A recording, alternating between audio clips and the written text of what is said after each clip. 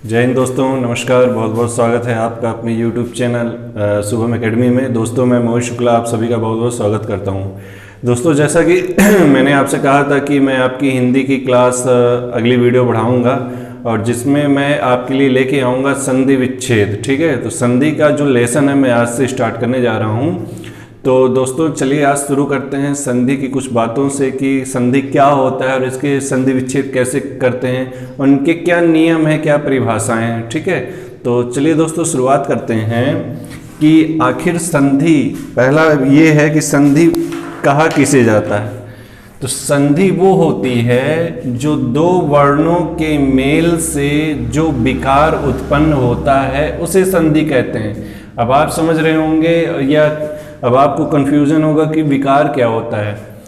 तो जब दो वर्ण मिलते हैं, वर्ण का मतलब है छोटा बड़ा, का खा गा खा, है ना, छोटा का बड़ा का, छोटी की बड़ी की, है ना, आप सभी ने बचपन में ये सब पढ़ा होगा। तो ये होगा वर्ण। ठीक है, तो जब दो वर्णों के मेल से जो विकार उत्पन्न होता है, विकार का मतलब जो एक नया स्वरूप बनता है, जैसे दो अलग अलग बन गए, जैसे छोटा का और बड़ा का की मात्रा, जैसे छोटी ई की मात्रा बड़ी ई की मात्रा, छोटी ई की मात्रा और बड़ी ई की मात्रा क्या हो गए, मिल गए। उनसे जो विकार उत्पन्न होता है, जब दो अलग अलग वर्णों के मेल से जो विकार उत्पन्न होता है, एक नया रूप बनता है, उसे हम कहते हैं संधि। ठीक है, क्या कहते हैं, संधि।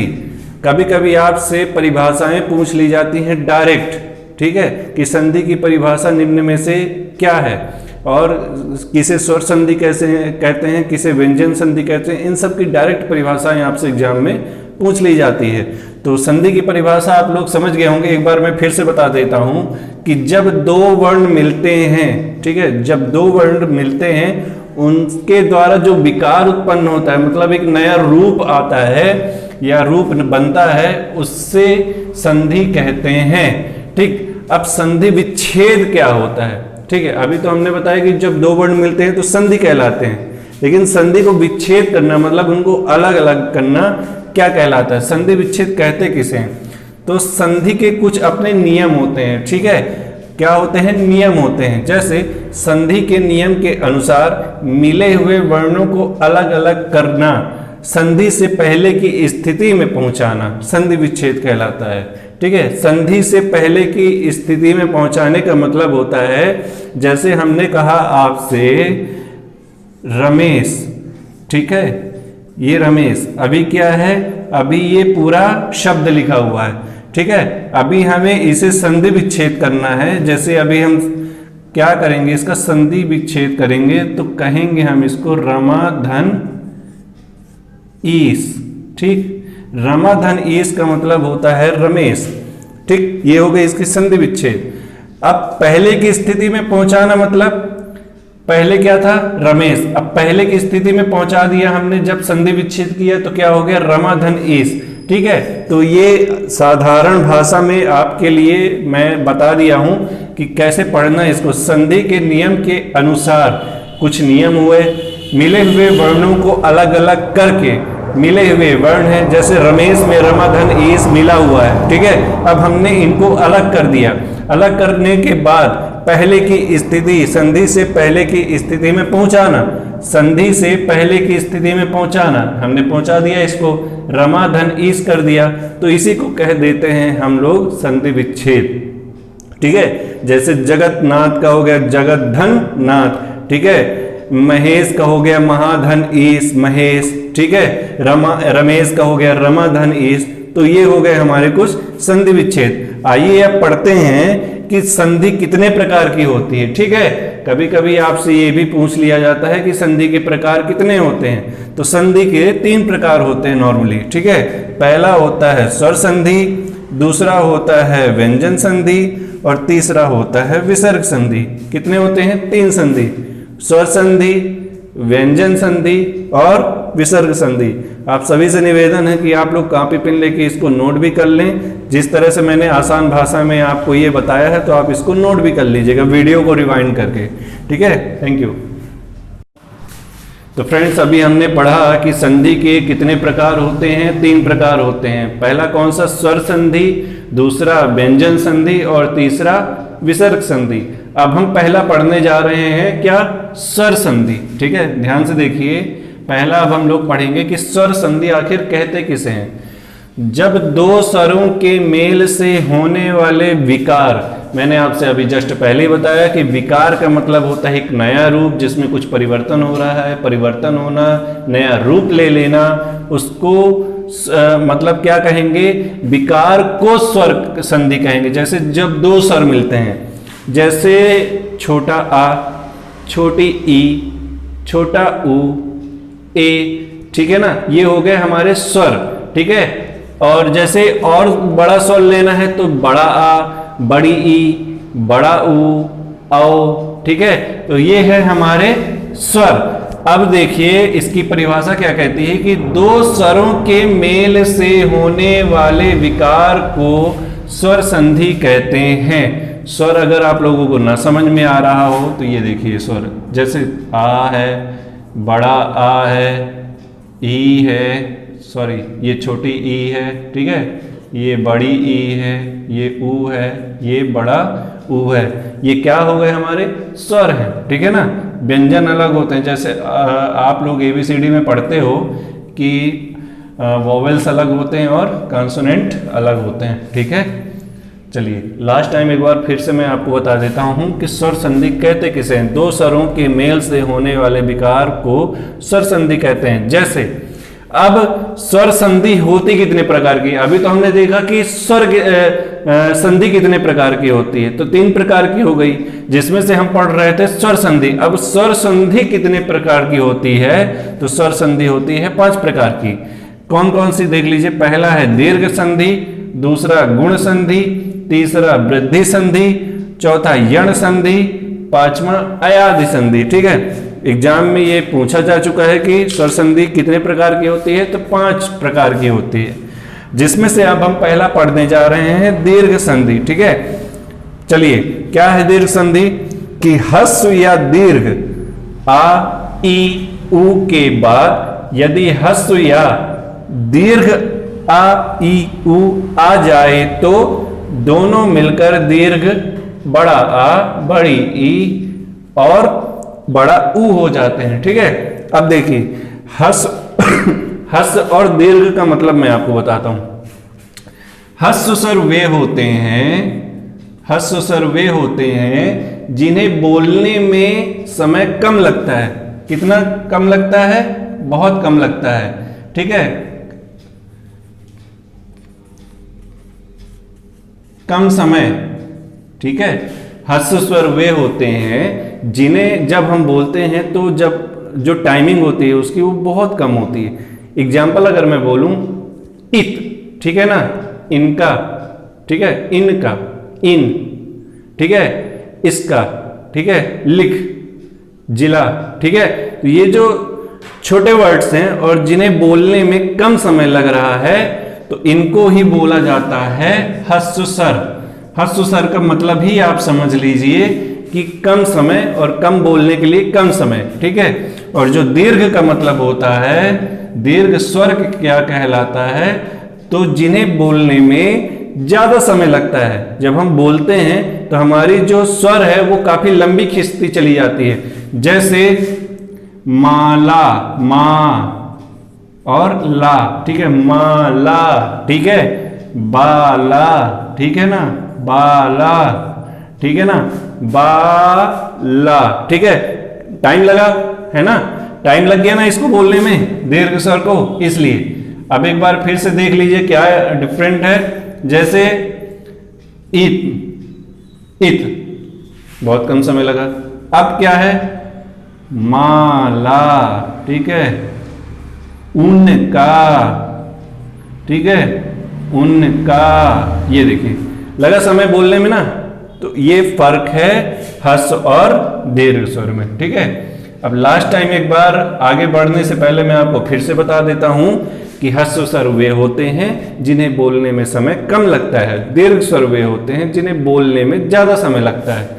ठीक, अब आइए दीर्घ संधि पे चलते हैं। ठीक है, दीर्घ संधि क्या कहती है कि ह्रस्व या दीर्घ छोटा आ, छोटी ई, छोटा ऊ के बाद यदि ह्रस्व या दीर्घ छोटा आ, छोटी ई, छोटा ऊ आ जाए तो दोनों मिल जाते हैं जब तो दीर्घ बना देते हैं। दीर्घ का मतलब बड़ा आ, बड़ी ई और बड़ा ऊ हो जाता है। जैसे एग्जाम्पल, अभी इसका एग्जाम्पल देखिए, छोटा आ प्लस छोटा आ मिलकर के क्या बना देंगे, बड़ा आ। ठीक है, ये हो गया हमारा ह्रस्व स्वर, ये हमारा हो गया ह्रस्व स्वर, और ये दोनों ह्रस्व स्वर मिलके क्या बना देंगे, दीर्घ स्वर। ठीक है ना, हो गया दीर्घ स्वर। ठीक है, अब इसी प्रकार से छोटी ई मिलकर के बना देंगे बड़ी ई। ठीक, आप लोग समझदार हैं, आप लोग थोड़ा सा कॉमन सेंस लगाइएगा और बहुत जल्दी समझ में आएगा आप लोगों को। ऑलरेडी आप लोग तैयारी कर रहे होंगे। ठीक है, तो आप लोगों के लिए समझना कोई बहुत बड़ी चीज नहीं है इसे। ठीक है, चलिए दोस्तों, अब दीर्घ संधि की अपन कुछ प्रैक्टिस कर लेते हैं कि अभी हम लोगों ने समझा दीर्घ संधि होता क्या है ना। अब उसकी चलिए कुछ प्रैक्टिस करते हैं। तो जैसे ये देखिए, पहला मैंने आपको अभी जस्ट अभी बताया कि जब ह्रस्व स्वर या दीर्घ स्वर, ठीक है, जब दोनों मिल जाएं तो अंत में वो दीर्घ स्वर ही बनता है। कैसे, अगर पहले छोटा है ह्रस्व स्वर, ठीक है, या पहले बाद में आ जाए ह्रस्व स्वर। ठीक है, पहले नंबर पे यदि ह्रस्व स्वर आता है, दूसरे नंबर में यदि ह्रस्व स्वर आता है तो भी दीर्घ स्वर बनेगा। यदि पहले नंबर में ह्रस्व स्वर आता है और दूसरे नंबर में बड़ा आता है, मतलब दीर्घ स्वर आ जाता है, तो भी जाके अंत में दीर्घ स्वर ही बनेगा। लेकिन अगर पहले बड़ा आ जाए, मतलब दीर्घ स्वर आ जाए, और सेकंड नंबर पे फिर से दीर्घ स्वर आ जाए, तो भी उसी कंडीशन में दीर्घ स्वर ही बनेगा। जैसे अभी आप लोग यहाँ देख रहे हैं, जैसे छोटा आ है और छोटा आ यदि आ जाए तो मिलकर के बड़ा आ बनाएगा। लेकिन यहीं पे बड़ा आ जाए और छोटा आ जाए तो भी जाके बड़ा आ ही बनाएगा। और यदि बड़ा आ हो पहले और बाद में फिर से बड़ा आ हो तो भी जाके ये बाद में बड़ा आ ही बनाएगा। ठीक है, दोनों मिलकर के दीर्घ स्वर ही बनाएंगे यहाँ पे। ठीक है, बड़ा आ। कैसे, अब देखिए इसको एग्जाम्पल से और समझते हैं। जैसे धर्म, धन, अर्थ, ये हो गया धर्मार्थ। इसको अगर हम डिस्क्राइब करें तो धर्म कैसे लिखेंगे, देखिए धर्म का क्या है, धा पहले हटाइए, तो जैसे धा होता है तो धा का आधा हो गया धा। ये जो अपन हलंत लगा देते हैं नीचे, ठीक है, हलंत लगाते हैं, इसका मतलब ये होता है आधा। आधा हम इसको काउंट करेंगे। ठीक है, फिर उसके बाद आ, जैसे हम बोलते ना धा में हमारा आ छुपा हुआ है, तो हम इसको आ को अलग कर देते हैं और धा को अलग कर देते हैं। फिर धर्म, रम का हो जाता है हमारा रा, और उसके बाद हमारा हो जाता है मां। ठीक है, ये ठीक है, धर्म, ये हमारा बन जाता है क्या, धर्म। इसी तरह से ये धर्म और धन, आर्थ, आर्थ में वही आ था। ठीक है, और ये आ। ठीक है, धर्मार्थ। ठीक है, तो ये बन गया हमारा धर्मार्थ। ठीक है, सॉरी थोड़ा सा एक मिस्टेक हो गई यहाँ पे, आप लोगों को एक चीज बताना हो, यहाँ पे थोड़ा सा मेंशन गलत हो गया है। ये हमारा बन गया धर्म।